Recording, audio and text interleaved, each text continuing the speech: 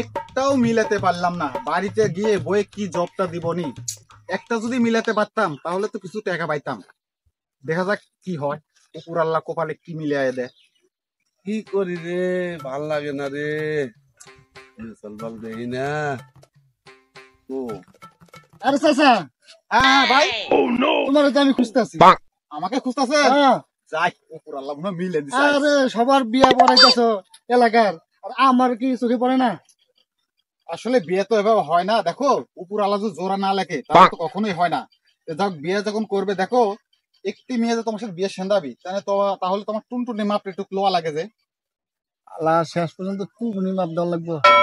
টুনটুনি মাপ নিবেন?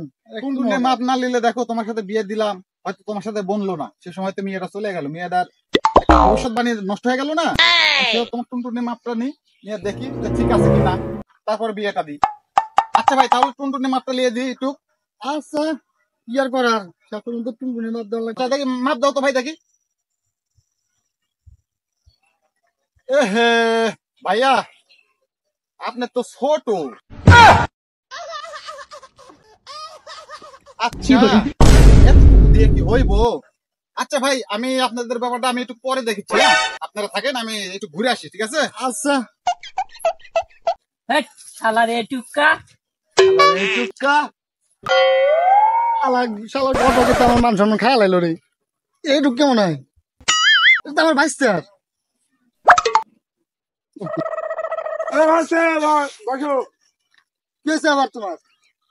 তোমার বলে এক টুকা। শালার ঘটকে আমার মান সম্মানটা খায়া লাইলো। শালার ঘটকে কামটা করছে কি, পুরা গ্রাম ছড়া লাইছে আমার বলে একটু।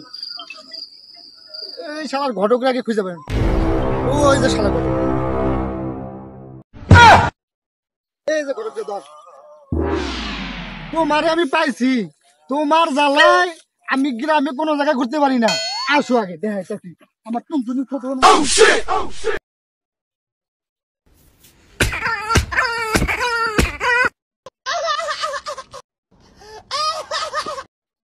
আর জীবনেও ঘরতালি করবো না, আর কারো টুনটুনিও মাপ দিব না ভাই।